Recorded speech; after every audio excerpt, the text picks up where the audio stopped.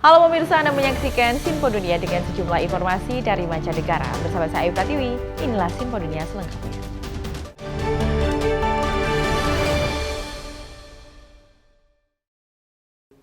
Kita ke informasi pertama pemirsa. Menjelang sidang tahunannya, Majelis Umum PBB mengeluarkan resolusi yang meminta Israel menghentikan kependudukannya atas wilayah-wilayah Palestina. Sejauh mana resolusi ini akan ditepati di lapangan? Berikut informasinya. Adopted. Majelis Umum PBB di New York menyepakati resolusi yang meminta Israel menarik diri dari wilayah Palestina yang diduduki dalam waktu 1 tahun. Resolusi tak mengikat ini menindaklanjuti fatwa Mahkamah Internasional di Den Haag atau ICJ soal status pendudukan Israel di tepi barat dan Gaza. Menurut analis yang diwawancarai VOA, status wilayah ini tak lagi harus menunggu perundingan dengan Israel. Israel has an obligation, quote, to bring to an end its unlawful presence in the occupied Palestinian territory as rapidly as possible. 124 negara anggota mendukung resolusi, 43 abstain dan 14 menolak. Amerika Serikat termasuk salah satu negara yang menolak. It goes much further than the actual decision of the ICJ. It is also our view that the resolution, among many defects that it has, it doesn't recognize that Hamas is a terrorist organization, that Hamas actually controls Gaza.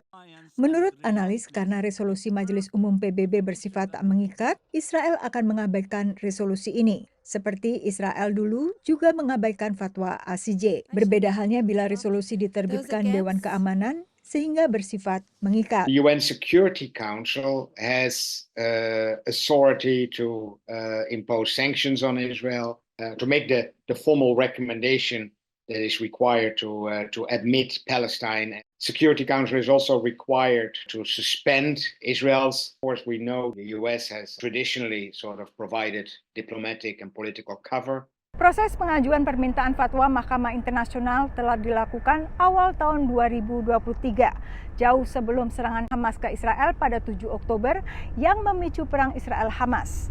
Bilapun resolusi Majelis Umum PBB ini bersifat tidak mengikat, dukungan mayoritas anggota ini mencerminkan opini dunia secara umum. 140 lebih negara anggota PBB kini mengakui negara Palestina, termasuk yang baru mengakui adalah negara-negara Eropa, Irlandia, dan Norwegia. And many other countries have been talking about the occupation as if it's a temporary thing, have been talking about the fictitious Middle East peace process as if there's some sort of process. This has been ongoing for many years.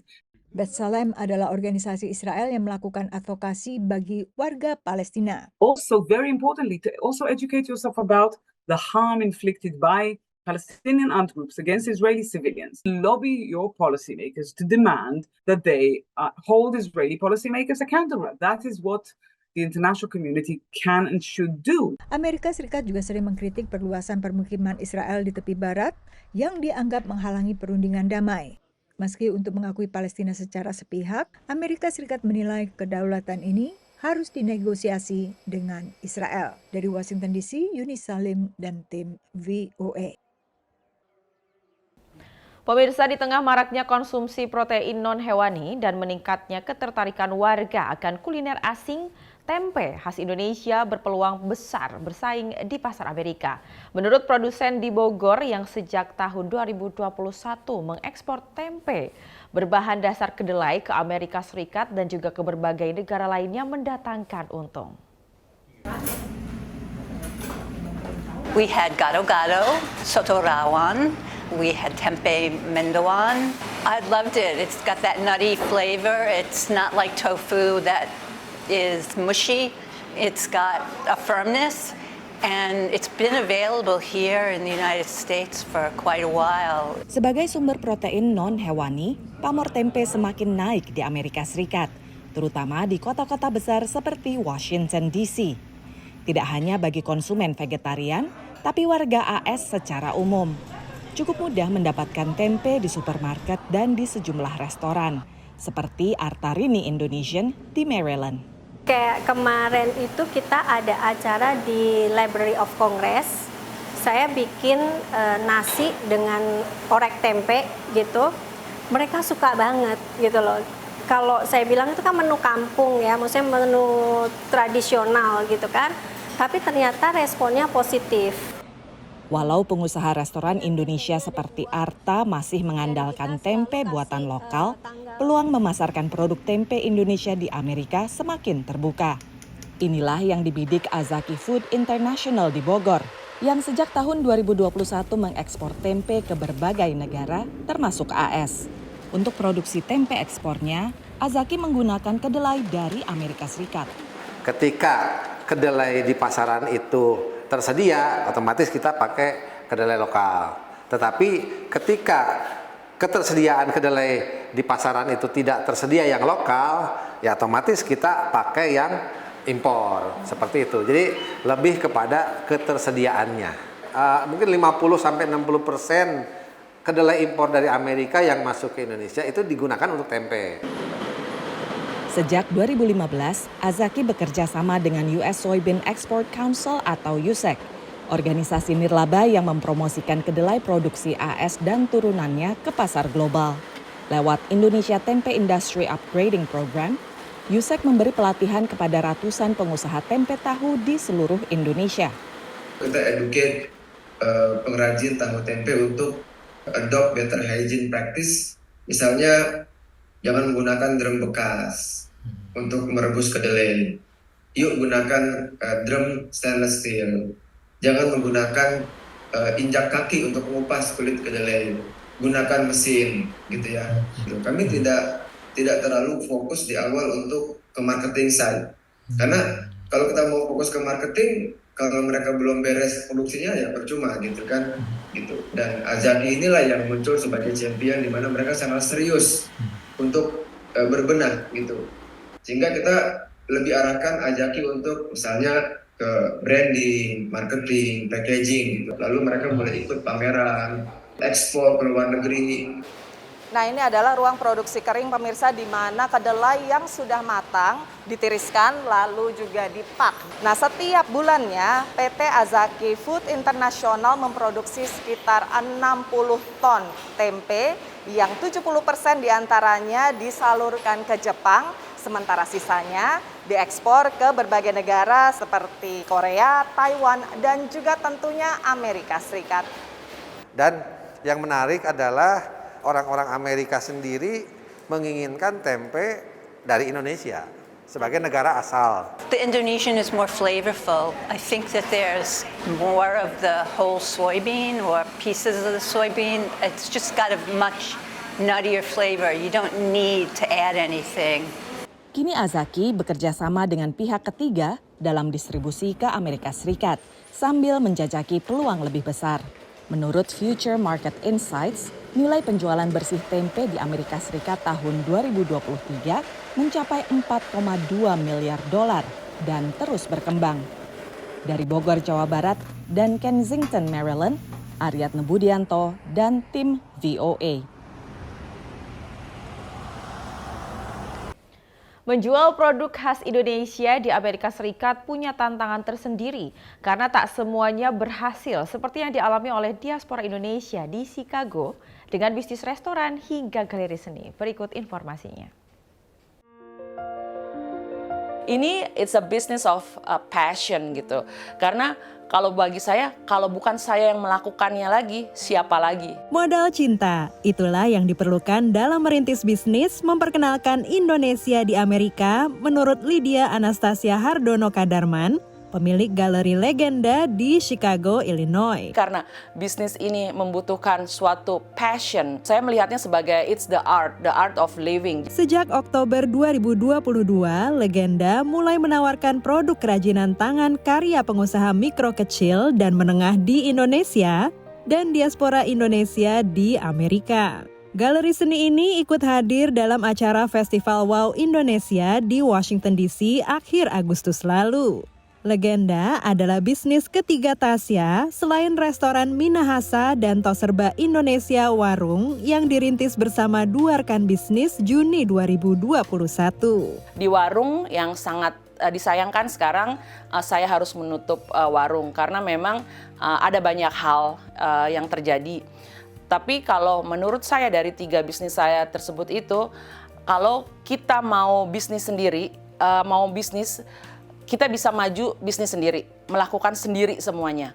Tetapi saya berpikir begini, kalau saya melakukan everything by myself, how far I can go. Sehingga menurutnya menggandeng rekan bisnis yang dapat berkolaborasi untuk berkembang menjadi salah satu kunci keberhasilan selain tentunya produk yang ditawarkan. Pat Taylor, pengunjung festival yang kerap melakukan perjalanan bisnis ke Indonesia, melihat potensi pasar produk Indonesia di AS. You should do more importing. I think there's a market here. In what area? You know, a lot of your batiks and your cotton clothing. I think women and men actually for shirts would really like.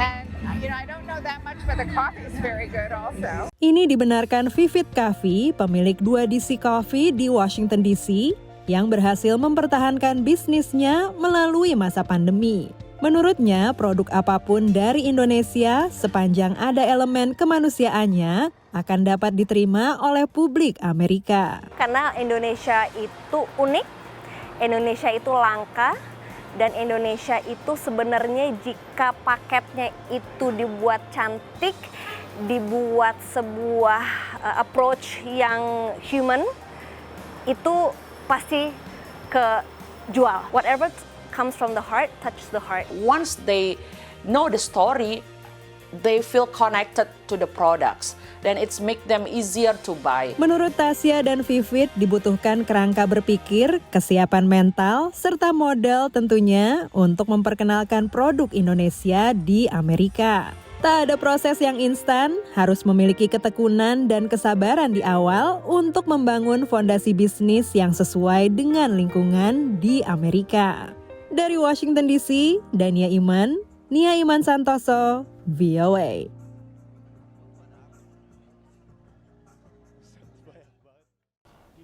Kita beralih ke informasi selanjutnya, pemirsa. Puluhan peternak sapi perah di belasan negara bagian Amerika melaporkan kasus flu burung. Sebanyak 4 pekerja peternakan sapi terinfeksi dan peneliti terus memantau penularan dengan memanfaatkan teknologi melawan COVID untuk mengembangkan vaksin baru untuk menangkal flu burung tersebut.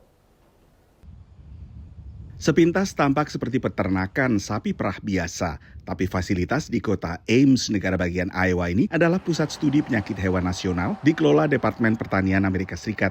Fokus penelitian belakangan ini adalah flu burung H5N1. This avian influenza virus, which would normally stay in birds, has gone into more than 20 different mammalian species, more than 100 times in 2 years. So this group of viruses don't know exactly what it is, but it has the capacity to cross the species boundary. And in this case, it crossed from wild birds into dairy cattle, and then because of agricultural animal movement, it has really spread through the dairy cattle industry. Peneliti melihat respons kekebalan tubuh sapi melawan virus flu burung. We do not know nearly enough about how this virus is transmitted among animals. That's why what we're doing right now is really important. So we are evaluating the spread on milking equipment, but then we definitely need to consider some other avenues too. So kind of more of a traditional commingling, what happens. Vaksinasi melawan flu burung telah lama dikembangkan untuk unggas, tapi tidak untuk sapi. The risk to humans is low, but it's certainly not zero. And the more opportunity we give this virus to grow in different hosts, to be subjected to different environments, this is a virus, this is a flu virus. What viruses do best, they change. Tapi pelajaran dari pandemi virus corona COVID-19 juga digunakan untuk mencegah penularan H5N1 kepada non-unggas. Peneliti mengembangkan vaksin RNA duta, mirip vaksin Moderna. We're actually to use that same technology that was used essentially to make a COVID vaccine, but instead of it expressing the SARS coronavirus antigens, it was expressing flu antigens. Vaksin RNA duta ini telah berhasil diuji coba ke satwa lainnya dan baru dicoba pada sapi. So we vaccinated 10 calves, 5 at a lower dose and 5 at a higher dose. And the first question we had was just whether their vaccine would immunize the cattle as a species, because no one had tested it in bovine before. The vaccination phase is over. We're looking for those immune responses to the mRNA vaccine now. Selain vaksin yang tengah diteliti di Iowa, Departemen Pertanian Amerika Serikat mencatat ada sekitar 24 perusahaan yang sedang mengembangkan vaksin flu burung untuk digunakan terhadap sapi ternak. Tapi pengembangan vaksin ini memerlukan waktu beberapa bulan atau bahkan beberapa tahun lagi. Dari Washington DC, saya Nova Purwadi dan tim VOA. Terima kasih masih bersama kami dalam Sinpo Dunia. Pemirsa, kehadiran robot telah mengubah industri selama beberapa dekade. Kini robot juga berpotensi memperluas pasar untuk konsumen umum. Kemajuan dalam teknologi kecerdasan buatan ini memungkinkan robot menjadi asisten hingga teman bicara. Beragam teknologi robotika yang ditujukan bagi konsumen umum meramaikan pameran elektronik konsumen akbar IFA di Berlin, Jerman pada awal September. Robot pembersih rumah misalnya, dengan teknologi kecerdasan buatan alias AI, vakum robot terbaru buatan perusahaan Tiongkok Roborock bisa menghindari berbagai rintangan di dalam rumah sambil memenuhi fungsinya untuk menyapu dan mengepel. It has the Adaptalift chassis, which means that all of the wheels can go up and down. It's like the ATV of robot vacuums.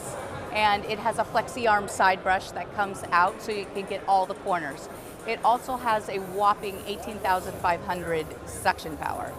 Menurut konsultan Global Market Insights, pasar robotika konsumen nilainya melampaui $8 miliar pada 2023 dan berpotensi tumbuh sekitar 26% dari 2024 hingga 2032. Daya tarik robot bagi konsumen umum bukan sekedar untuk membantu bersih-bersih seperti vakum robot tadi, tapi juga ada robot yang menjadi teman bicara atau juga sebagai hiburan, dan teknologi AI juga sangat membantu dalam fungsi ini.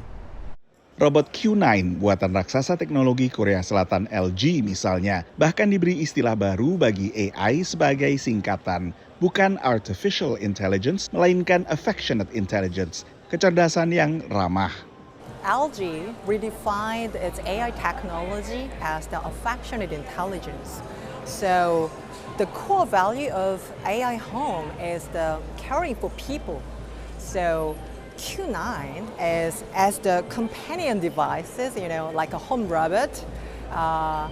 We want to make it more friendly to customers. Teknologi AI generatif bisa membuat sebuah cerita dari sekedar gambar dari pengguna. Once upon a time, in a sunny meadow, there bloomed a solitary flower with vibrant petals. The flower felt lonely and longed for a friend to share the sun's warmth. Tapi lagi, Q9 dirancang untuk menjadi pusat nadi rumah pintar buatan LG, bernama ThinkQOn. The use cases behind them are certainly marketable right now. Whether the mass market is ready to have little toy robots skittering about their floor, I'm not quite sure. So maybe it is more of a sign of the future. But certainly, in terms of how people are wanting to use these features, that's where we're really starting to see some foundations being laid in that regard.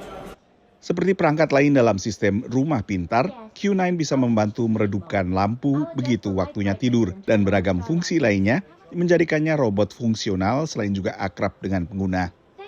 Dari Washington DC, Nova Purwadi dan tim VOA. Kita beralih ke informasi selanjutnya. Pemirsa, menjual produk khas Indonesia di Amerika Serikat punya tantangan tersendiri karena semuanya tak berhasil. Seperti yang dialami oleh diaspora Indonesia di Chicago dengan bisnis restoran hingga galeri seni. Berikut informasinya. Ini it's a business of passion gitu. Karena kalau bagi saya, kalau bukan saya yang melakukannya lagi, siapa lagi? Modal cinta, itulah yang diperlukan dalam merintis bisnis memperkenalkan Indonesia di Amerika, menurut Lydia Anastasia Hardono Kadarman, pemilik galeri legenda di Chicago, Illinois. Karena bisnis ini membutuhkan suatu passion, saya melihatnya sebagai it's the art of living. Sejak Oktober 2022, legenda mulai menawarkan produk kerajinan tangan karya pengusaha mikro kecil dan menengah di Indonesia dan diaspora Indonesia di Amerika. Galeri seni ini ikut hadir dalam acara Festival Wow Indonesia di Washington DC akhir Agustus lalu. Legenda adalah bisnis ketiga Tasya selain restoran Minahasa dan Toserba Indonesia Warung yang dirintis bersama dua rekan bisnis Juni 2021. Di warung yang sangat disayangkan sekarang saya harus menutup warung karena memang ada banyak hal yang terjadi. Tapi kalau menurut saya dari 3 bisnis saya tersebut itu, kalau kita mau bisnis sendiri, kita bisa maju bisnis sendiri, melakukan sendiri semuanya. Tetapi saya berpikir begini, kalau saya melakukan everything by myself, how far I can go. Sehingga menurutnya menggandeng rekan bisnis yang dapat berkolaborasi untuk berkembang menjadi salah satu kunci keberhasilan selain tentunya produk yang ditawarkan. Pat Taylor, pengunjung festival yang kerap melakukan perjalanan bisnis ke Indonesia, melihat potensi pasar produk Indonesia di AS. We should do more importing. I think there's a market here. In what area? You know, a lot of your batiks and your cotton clothing. I think women and men actually for shirts would really like. And you know, I don't know that much, but the coffee is very good also. Ini dibenarkan Vivid Coffee, pemilik 2 DC Coffee di Washington DC, yang berhasil mempertahankan bisnisnya melalui masa pandemi. Menurutnya, produk apapun dari Indonesia sepanjang ada elemen kemanusiaannya akan dapat diterima oleh publik Amerika. Karena Indonesia itu unik, Indonesia itu langka, dan Indonesia itu sebenarnya jika paketnya itu dibuat cantik, dibuat sebuah approach yang human, itu pasti kejual. Whatever comes from the heart, touches the heart. Once they know the story, they feel connected to the products. Dan it's make them easier to buy. Menurut Tasya dan Vivid dibutuhkan kerangka berpikir, kesiapan mental, serta modal tentunya untuk memperkenalkan produk Indonesia di Amerika. Tak ada proses yang instan, harus memiliki ketekunan dan kesabaran di awal untuk membangun fondasi bisnis yang sesuai dengan lingkungan di Amerika. Dari Washington DC, Dania Iman, Nia Iman Santoso, VOA.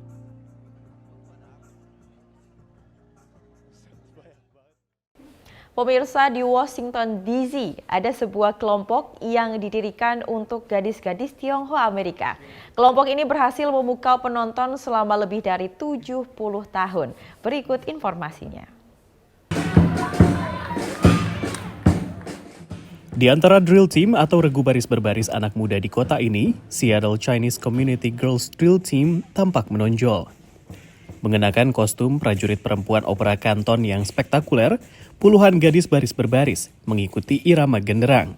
Captain will choose the drill depending on the space they're marching in.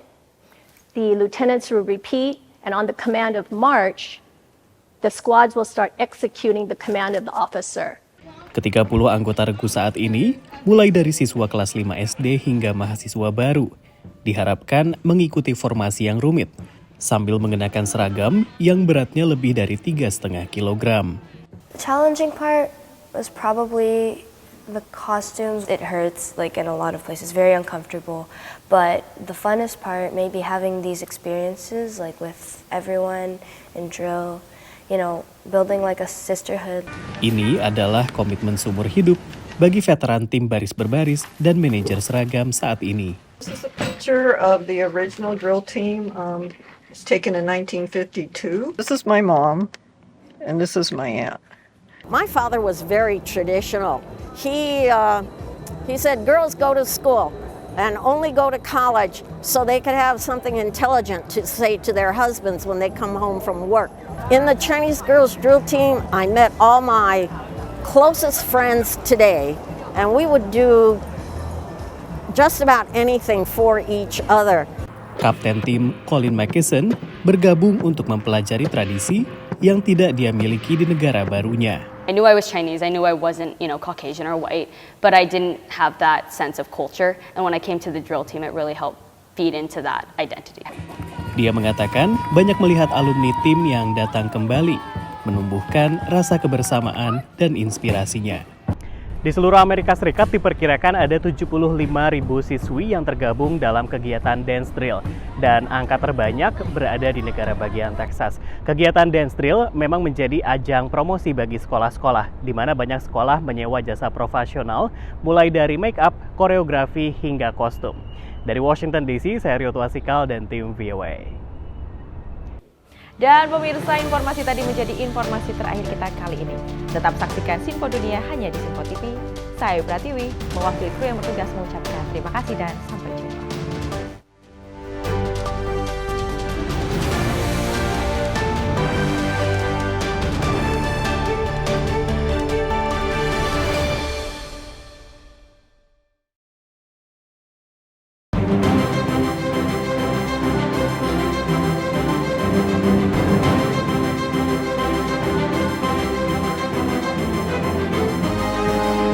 Sinpo TV, News, Sport, Entertainment.